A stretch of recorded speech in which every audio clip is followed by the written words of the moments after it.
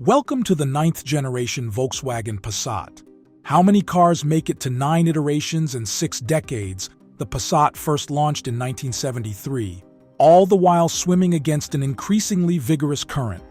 Certainly not the Ford Mondeo or Vauxhall Insignia, just two of the stalwarts of this medium-sized marketplace that have been swept cruelly aside as the stock of the SUV continues to rise, both literally and figuratively. Premium models like the BMW 3 Series and Mercedes C-Class continue to succeed, though therefore this latest Passat aims to climb an increment or two further upmarket to make a sharper case for itself in a shifting sector. It's also buddied up with perhaps our favorite car of this ilk. The Škoda Superb was always reasonably related to a Passat, but the latest versions of each share not just a platform and a bunch of powertrains, but rather a lot of bodywork. Clearly, it's how to keep cars of this size sustainable, and it's a credit to the designers of each that they've crafted some styling variants at least. With identical doors and glass houses and near as damn it the same dimensions, that can't have been easy. Though we'll be the first to admit the Passat's styling hasn't yet won our hearts. The outgoing MK8 was always quite a crisp and chiseled thing, subtly stylish and rather assertive in its rugged all-track specification. This one, well, isn't. Its edges much curvier and carrying less definition. With a noble cause, though, a newly slippery 0.25C drag coefficient whips its predecessor's 0.31 into shape and nudges the humble petrol-powered Passat towards EV territory. The primary aim here isn't a gargantuan range figure, but rather optimum hush and refinement inside. All the better for matching the increasingly premium class standard. Pure electric power remains the sole reserve of ID. Models for now, but there's still electrification here. British buyers get 3 different powertrains to choose from, all of them hybridized to some extent.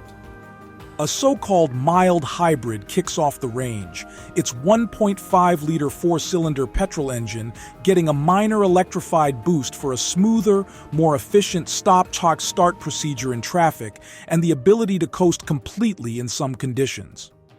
Its 148 bhp output has the potential to feel a bit meek in a 4.9 mm-long, 1.6-ton estate, and a 9.2-second dash to 62 mph certainly sits at the more conservative end of the spectrum.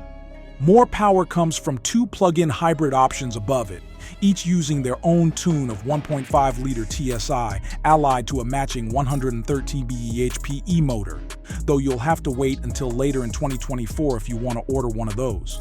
The first plug-in is a 201 bhp e-hybrid, with an 8.0's 0-62 mAh time and a significantly smaller boot than the mild hybrid.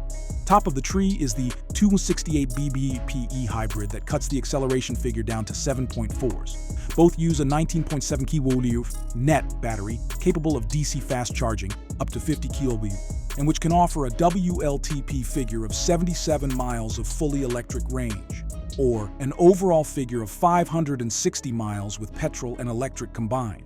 That slick aero profile scores another point.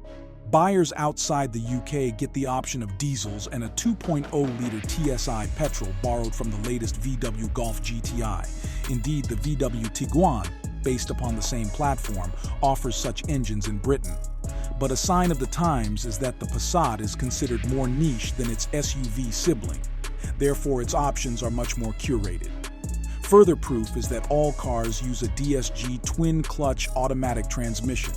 7 speeds in the mild hybrid, 6 speeds in the e-hybrid, while crucially every single Passat is now an estate. Yup, even though its Škoda Superb twin offers a saloon-shaped hatchback, VW has opted to go wagon only. Volkswagen hasn't had the simplest few years since the infamous ergonomic overhaul of its MK8 Golf and electric ID. Models. The Passat launches aiming to restore peace, and while touchscreen operation still rules inside, it definitely offers improvement. The car lacks character when it's so clearly twinned with the Škoda Superb, but in the large and semi-luxurious estate car class, there are few better cars to riff off. Thus, we have a big practical bus with massaging seats, mostly hushed refinement, and a very solid feeling.